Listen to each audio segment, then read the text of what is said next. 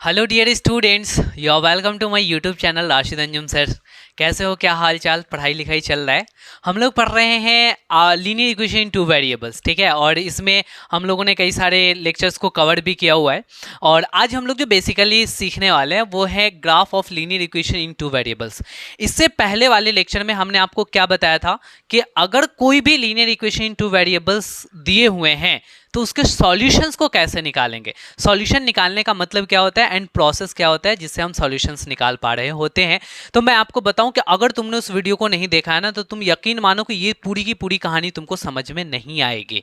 तो पहले क्या करना चाहिए, एक अच्छे स्टूडेंट होने के नाते डिस्क्रिप्शन बॉक्स में उसका लिंक दिया हुआ है, पहले जाकर करके उसे देख लो, फिर आकर के समझो। वरना कहोगे सर आपकी बातें तो समझ में नहीं आ रही, ये चीजें कैसे हो गई, इसको कैसे सर आपने कर लिया, सर बता दीजिए ना प्लीज। ये सारा करने का कोई मतलब नहीं बनेगा अगर आप जाकर कर करके उस वीडियो को देख लेते हो। तो चलो हम लोग यहाँ पे शुरू करते हैं कि आखिर इसके ग्राफ को कैसे देखेंगे। हम लोगों ने अलजेब्रिकली देख लिया है कि कोई भी linear equation in two variables जो होंगे वो एग्जैक्टली किस फॉर्म में होंगे, तो वो होंगे ए एक्स प्लस में बी वाई प्लस में सी इज इक्वल टू 0। ये हो गया बेटा आपका linear equation in two variables, ठीक है। और ये अलजेब्रिकली हम लोगों ने इसको समझा और इसके सॉल्यूशंस को भी निकालना हम लोगों ने सीखा। और ये सारा चीज करने के बाद में आज अपन क्या करने वाले हैं, तो यहां पर सीखने वाले हैं कि कोई अगर linear equation in two variables दिया है तो उसको ग्राफिकली कैसे समझें, उसका ग्राफ कैसा होगा। ग्राफ समझना बहुत जरूरी है। तो आप किसी भी पॉइंट्स को, मैंने आपको एक चैप्टर पढ़ाया हुआ है जिसका नाम है कोऑर्डिनेट ज्योमेट्री। आपने कोऑर्डिनेट ज्योमेट्री पढ़ा है तो किसी भी एक पॉइंट को कैसे हम प्लेन पे रिप्रेजेंट करते हैं ये बात तो आपको अच्छे से पता होगा। तो आप जाकर कर करके एटलीस्ट उन चीज़ों को भी देखो, कोऑर्डिनेट ज्योमेट्री को, क्योंकि ये ग्राफ पढ़ा रहे हैं ना, तो ग्राफ पढ़ाने में कोऑर्डिनेट ज्योमेट्री का यूज होगा। कैसे पॉइंट को लोकेट करते हैं कार्टेशियन प्लेन पे, तो वो चीज़ आपको देख कर करके सारे काम को तमाम कर करके यहाँ पे पहुँचना चाहिए, देना आपके लिए बहुत अच्छा होगा। खैर कोई नहीं, मैं कोशिश करता हूँ आपको समझाने का और समझ में भी आ जाएगा। मैं समझाऊं और ना समझ में आए तो ऐसा हो नहीं सकता। तो यहाँ पे चलो हम एग्जैक्टली शुरू कर लेते हैं। हमने कोई एक linear equation in two variable ले लिया जिसमें हमने ले लिया बेटा कि x plus y is equals to 7 है। बोलो ये linear equation in two variable है क्या? हाँ सर बिल्कुल है, क्योंकि पावर वन है यानी कि डिग्री 1 हो गया और इक्वेशन भी है, तो लीनियर हो गया, इक्वेशन हो गया, एक्स वाई दिए हुए हैं तो ये टू वेरिएबल हो गया। तो x plus y is equals to 7 ये एक linear equation in two variable है। इसका ग्राफ कैसा होगा, इन चीज़ों को हमें सीखना है। तो देख बेटा क्या करेंगे ना हम कि पहले इसके सॉल्यूशंस निकालेंगे। हम जानते हैं कि कोई भी लीनियर इक्वेशन टू वेरिएबल के कितने सॉल्यूशंस होते हैं। अरे बोलो ना कितने सॉल्यूशंस होते हैं, तो तुम कहोगे यस सर ये तो इनफाइनाइट सॉल्यूशंस होते हैं। तो हम यहाँ से 3 4 5 10 20 हज़ार जितना चाहें उतना सॉल्यूशंस निकाल सकते हैं, लेकिन अभी एटलीस्ट हम 2 सॉल्यूशन निकालेंगे। 3 निकाल लें तो और बेहतर है, तो हम यहाँ पे 3 सॉल्यूशन निकालेंगे। फटाफट से यहाँ पे आप सॉल्यूशन निकालो। सॉल्यूशन निकालना जानते हो तो, क्योंकि तुमने लास्ट वाले लेक्चर में पढ़ा हुआ है। तो हम क्या करते हैं, सबसे पहले y को निकाल लेते हैं, इसको सॉल्व करते हैं। तो y की वैल्यू बेटा क्या हो जाएगा, तो 7 माइनस एक्स हो जाएगा, ठीक है। अब ये जो 7 माइनस एक्स हो गया, इसमें आप x के जगह कोई कोई वैल्यू पुट करो तो y का वैल्यू खुद निकल करके आ जाएगा। यहाँ पे क्या करोगे बेटा, तो putting x is equals to, यहाँ पे x के जगह पे आप क्या रख दो ना बेटा 2 रख दो, तो वी गेट, हम लोग y यहाँ पे कितना पाएंगे बेटा, तो y के जगह पे 7 माइनस एक्स है तो 7 माइनस x के जगह पे आप क्या लेना है 2 लेना है, तो 7 माइनस 2 करोगे तो एग्जैक्टली कितना आएगा बेटा 5 आ जाएगा, ठीक है। आपने x का वैल्यू 2 लिया तो y का वैल्यू कितना आया 5 निकल के चला आया। अब फिर आप आगे लो, मैंने कहा ना कि आप सॉल्यूशन निकालो और कितने सारे सॉल्यूशन निकालो, तो एटलीस्ट 3 सॉल्यूशंस को निकाल लो। तो अब यहाँ पे देखो बेटा x के जगह पे आप यहाँ पे कोई भी वैल्यू ले सकते हो, कोई दिक्कत नहीं है। आप यहाँ पे बेटा अगर 4 ले लेते हो सपोज दैट, तो जब 4 ले लोगे तो 7 माइनस 4 कितना हो जाएगा, तो 7 माइनस 4 कहोगे सर 3 हो जाएगा, तो y is equal to 7 minus 4 होगा और 7 माइनस 4 आपका 3 आ गया, ठीक है। अब यहाँ पे कुछ और वैल्यू रख लेते हैं, आप यहाँ पे 1 भी रख सकते हो 2 भी रख सकते हो, ठीक है, कोई भी चीज़ को रख सकते हो, कोई दिक्कत वाली बात नहीं है।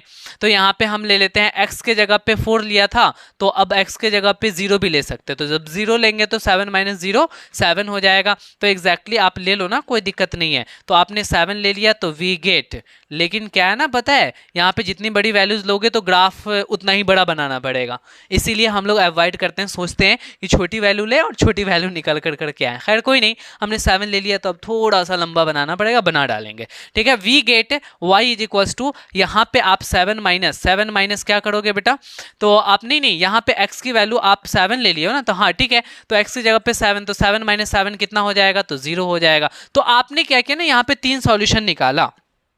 और भी सॉल्यूशन निकाल सकते हैं क्या, और भी सॉल्यूशन निकाल सकते हैं, अरे बोलो ना, हाँ निकाल सकते हैं सर, और भी सॉल्यूशन निकाल सकते हैं, क्योंकि इनफाइनाइट सॉल्यूशंस होते हैं, तो इनफाइनाइट सॉल्यूशंस हैं तो यहाँ पे तो और निकाला ही जा सकता है। तो एग्जैक्टली आपने 3 सॉल्यूशन निकाला, तीनों का एक टेबल बना लेना। ठीक है, अब टेबल क्या, इसके बाद आप सॉल्यूशन निकाल लिए, सॉल्यूशन निकालने के बाद आप यहाँ पे टेबल बड़े प्यार से बनाओगे। देखो टेबल कैसे बनाओगे, एग्जैक्टली यहाँ पे क्या करोगे कि एक्स वाई लिख दोगे, और यहाँ पे आप क्या करोगे ना, वैल्यू लिख दोगे। जैसे कि हमने यहाँ पे एक्स और वाई की वैल्यू ली, एक्स का वैल्यू बेटा 2 रखेंगे तो y की वैल्यू क्या मिलेगा, 5 मिलेगा, तो यहाँ पे 5 मैंने लिख दिया।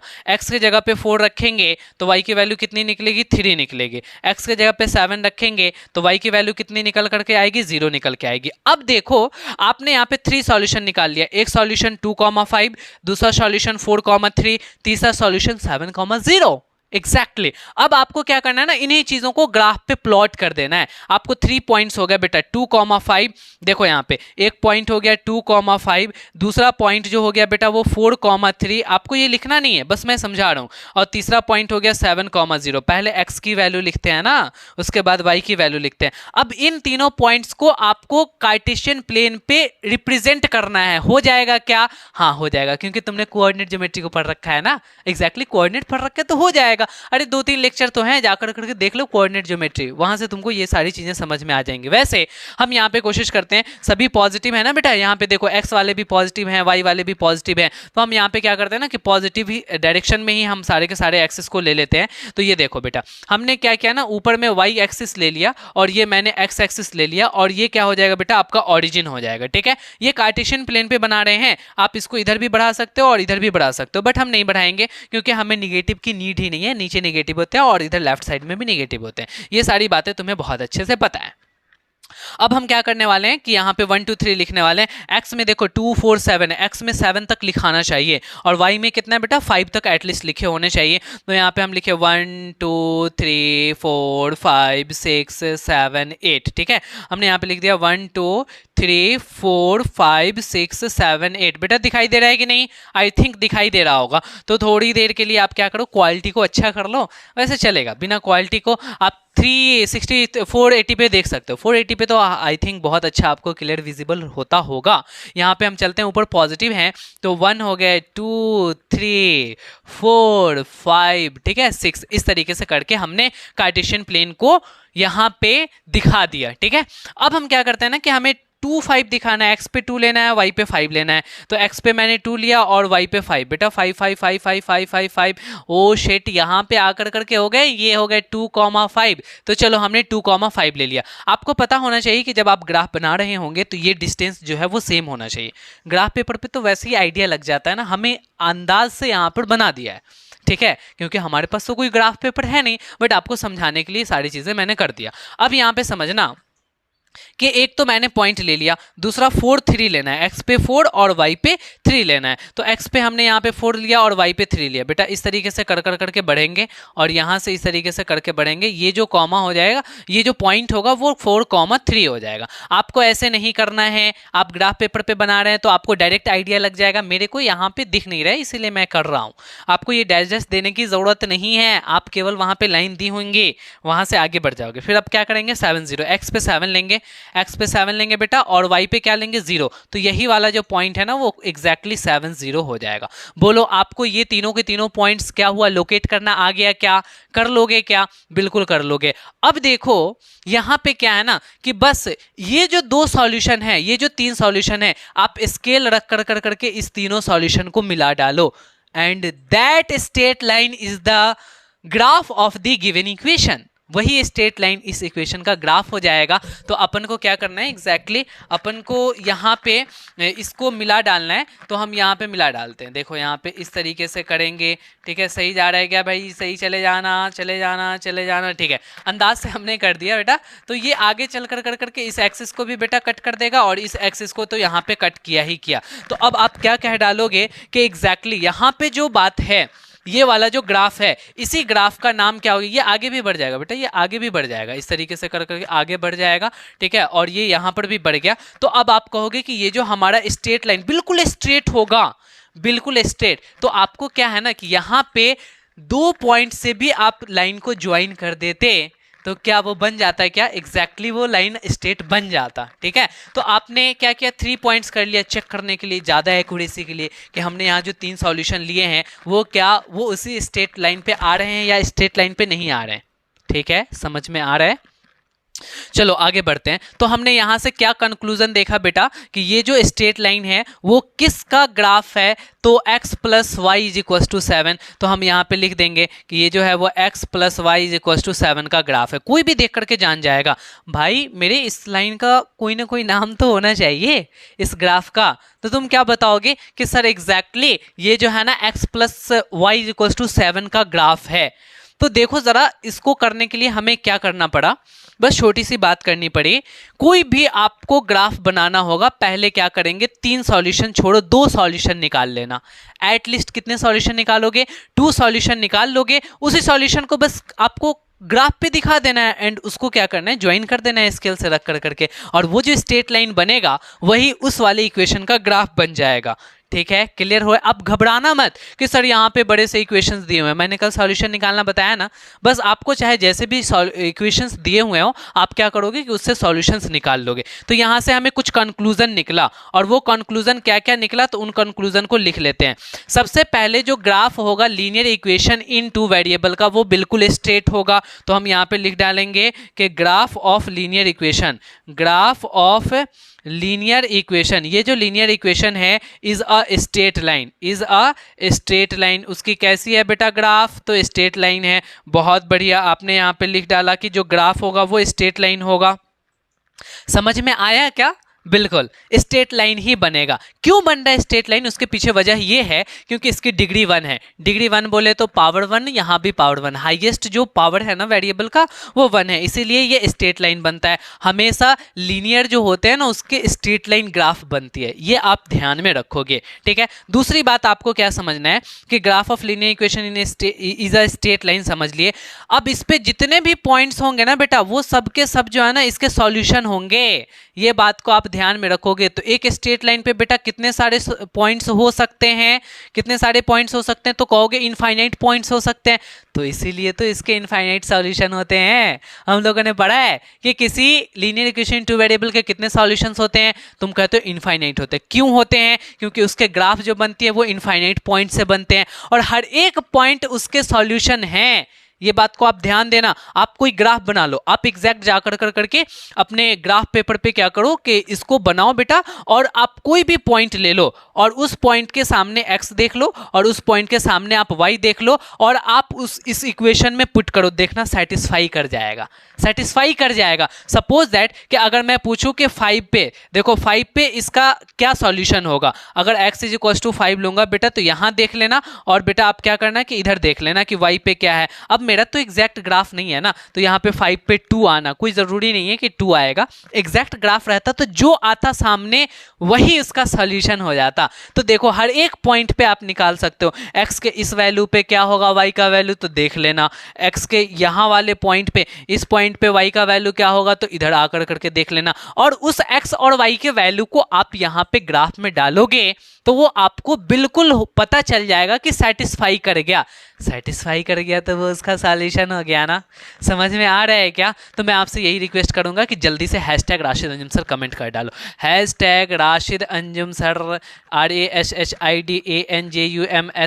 बेटा कोई स्पेस मत देना, सबको एक साथ लिख डालना, हमें इससे मोटिवेशन मिलता है। और आप वीडियो को ज़रूर लाइक करो, जितना ज़्यादा लाइक होगा ना उतना ही ज़्यादा हमें ये लगेगा कि हाँ बच्चों को पसंद आ रही चीज़ें, तो और बच्चों बच्चों के लिए अच्छे अच्छे वीडियोस बनानी चाहिए। देखो मैं यहाँ पे चीज़ों को पढ़ाता हूँ एंड देन प्रैक्टिस भी कराता हूँ, और ये प्रैक्टिस आपके लिए बहुत ज़रूरी है। अभी इसी पे बेस्ड मैं एक और क्वेश्चन लेने वाला हूँ और उस पर बताने वाला हूँ कि कैसे कैसे कैसे हमें ग्राफ पे क्वेश्चंस आते हैं और कैसे सॉल्व करने होते हैं। तो इतनी सारी चीज़ें आपको समझ में आ गई, तो कुछ और पॉइंट्स को हम यहाँ पे लिख लेते हैं।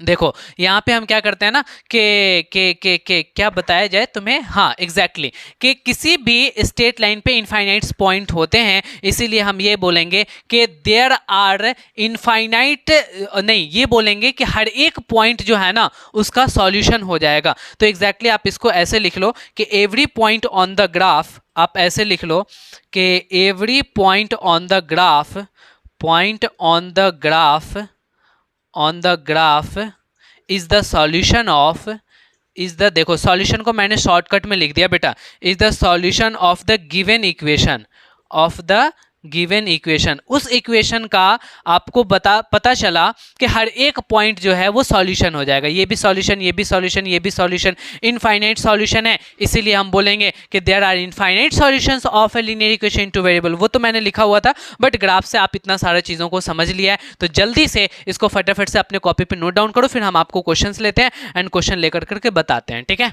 मैं साइड में यहाँ पे हट जाता हूँ। बोलो ये चीज़ आपने कर ली क्या? तो चलो ठीक है, हम इसको इरेज करते हैं और फिर हम क्वेश्चन ले लेते हैं।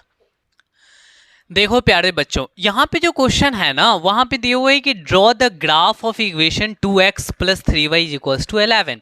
ये लीनियर इक्वेशन टू वेरिएबल है ना, तो इसका ग्राफ ड्रॉ करना है। इसका ग्राफ कैसा होगा? तो एग्जैक्टली स्ट्रेट लाइन होगा। कैसे निकालेंगे? तो क्या करेंगे, इसके 2-3 सॉल्यूशंस निकाल लेंगे, उसको हम लोग कार्टेशियन प्लेन पे ड्रॉ कर देंगे और स्ट्रेट लाइन से मिला देंगे, बस कहानी खत्म। From your graph find the value of y when x = 7। आपको x = 7 पे y की क्या वैल्यू होगी इसको देख लेनी पड़ेगी। ठीक है, कर लेंगे उतना भी। And also find the area enclosed by graph line and coordinate axes. ठीक है, और ग्राफ के लाइन और कोऑर्डिनेट एक्सेस से जो हमारे एरिया इंक्लूज्ड होंगे उसके वैल्यू को निकालना है। तो फाइनली इसी तरीके के क्वेश्चंस आपके एग्जाम में भी आएंगे और आपकी किताबों में भी दिए होंगे, चाहे वो एनसीईआरटी हो, आरएस सवाल हो, आरडी शर्मा हो, दैट डजंट मैटर, कुछ भी कर सकते हो हमसे पढ़ने के बाद। देखो यहाँ पे इस तरीके के क्वेश्चंस को कैसे करते हैं। हमें सॉल्यूशन निकालना आता है, सॉल्यूशन निकालना हमने आपको सिखाया हो, फटाफट से हम सॉल्यूशन निकाल लेते हैं। सबसे पहले जो गिवन इक्वेशन है वो यहाँ पे हम लिख लेते हैं कि गिवन इक्वेशन जो है वो एग्जैक्टली कितना है बेटा? तो 2x + 3y = 11 है। ठीक है, हम यहाँ से ले लेंगे 2x + 3y = 11। पहले y की वैल्यू निकालेंगे, उसकी वैल्यू निकालने के लिए हमें क्या करना पड़ेगा? 3y को रहने दो, तो 11 माइनस क्या हो जाएगा? 2x हो जाएगा। अब देखो यहाँ पे y की वैल्यू निकालोगे तो ये 3 इधर डिवाइड जा कर करके आपको यहाँ पे इस तरीके से बना देगा। ये जो 2x है और डिवाइड में क्या हो जाएगा? ये 3 हो जाएगा, यानी आपको y का वैल्यू निकल के आ गया। पहला स्टेप तो सॉल्यूशन निकालने का हो गया। अब आप यहाँ पे x के अलग अलग वैल्यू पुट करोगे, y के अलग अलग वैल्यू आएगी। कितने? एटलीस्ट सॉल्यूशन निकालने आपको 2 सॉल्यूशन निकालने कम से कम, क्योंकि 2 पॉइंट मिल जाएगा और उसको एकदम से स्ट्रेट लाइन से मिला देंगे स्केल लग कर करके।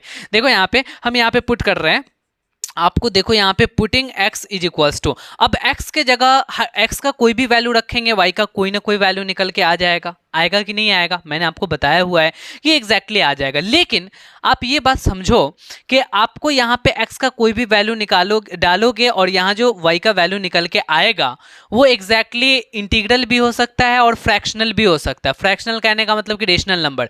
अगर 5/7 आ गया तो ग्राफ पेपर पे 5/7 आपको रिप्रेजेंट करने में बहुत मुश्किलें आएंगी। तो आपको कोशिश ये करना है कि x के जगह पे कौन ऐसा वैल्यू रखें जो सॉल्व करने पे वो इंटीजर आए, 0 1 2 3 4 5 जैसा है, या -1 -2 -3 जैसा है। ऐसा आपको सोच के चलना है।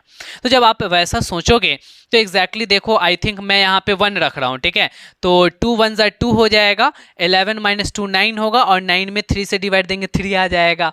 इसका मतलब कि 1 रखना यहाँ पे सही जा रहा है। तो आप x = 1 रखो, तो वी गेट y = हम लोग y यहाँ पे क्या मिल जाता है, तो हम यहाँ पे रखेंगे 11 - 2 × 1। x के जगह बस 1 रख दो, बाकी जैसे वैसे लिख दो। तो आप यहाँ पे सॉल्व करोगे तो फाइनली कितना होगा? होगा 11 माइनस 2 यानी कि 9/3, और 9/3 को बेटा सॉल्व करोगे तो फाइनली ये कितना मिल जाएगा, 3 मिल जाएगा। ठीक है, यहाँ से आपने इसको कट कर लिया। ठीक है, अब चलो यहाँ पे आपको एक बार और लेना है सॉल्यूशन, यहाँ पे वैल्यू रख कर करके एक्स के, और एक और सॉल्यूशन निकालनी है। अब क्या रखोगे, सोचो। अगर जीरो रखोगे, सोचने का तरीका मैं बता रहा हूँ, सोच के देखो। अगर जीरो रखोगे तो ये वाला टर्म जीरो हो जाएगा, तो 11/3, नहीं मज़ा नहीं आया। ठीक है, अच्छा यहाँ पे 2 रख के देखो, तो 2 2 4, तो 11 माइनस 4 कितना हो जाएगा बेटा, तो यहाँ पे 7 आ जाएगा, 7/3। ये भी तो फ्रैक्शन में आ गया ना, 7/3, तो नहीं रखेंगे 2।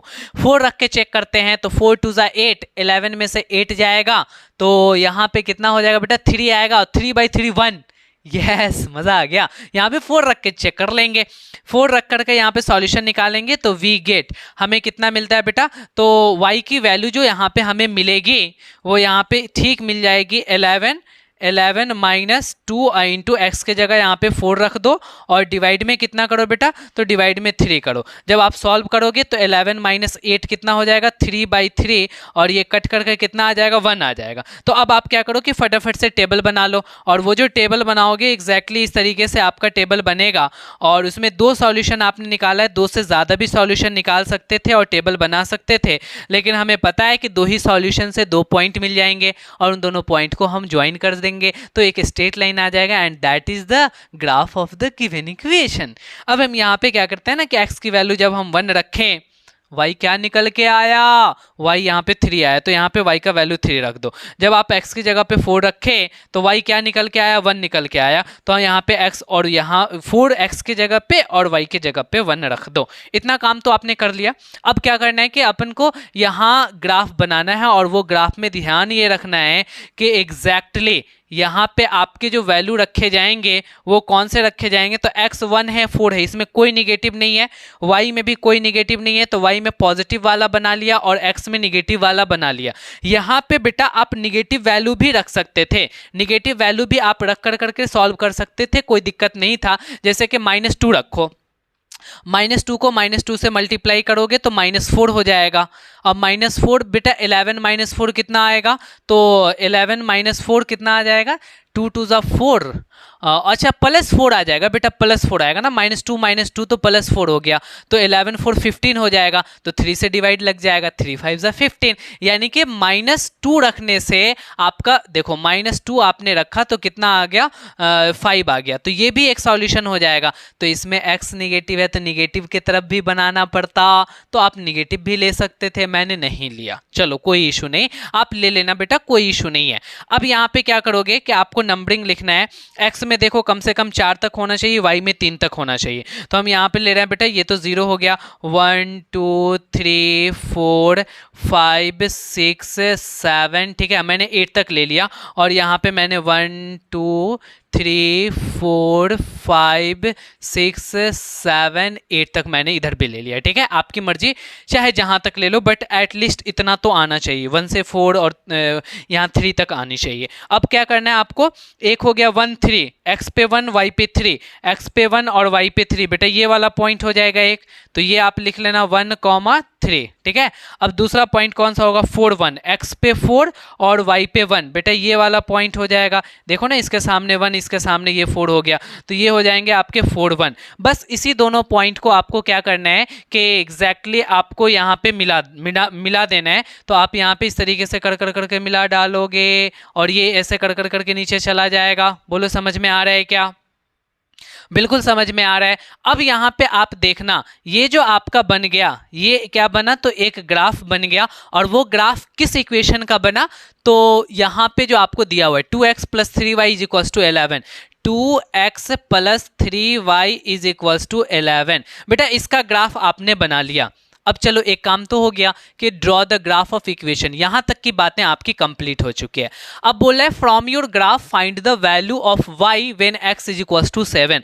x की वैल्यू हम 7 लेंगे तो y की वैल्यू क्या होगी, y की वैल्यू आपको बताना है। तो देखो ग्राफ तो ऊपर y जा नहीं रहा है, ग्राफ मेरा नीचे जा रहा है, तो हम नीचे जा करके ढूंढेंगे कि हमारा कहाँ पे मिला है। आई थिंक आपको यहाँ पे दिखाई नहीं दे रहा होगा, ठीक है, लेकिन जहां भी जाके मिलेगा उसके सामने आपको क्या करना है, y की वैल्यू देख लेना है और बता देना है। अगर यहाँ पे क्वेश्चन ये कहता 7, जो आपको दिखेगा वो मैं यहाँ पे बता देता हूँ, ठीक है।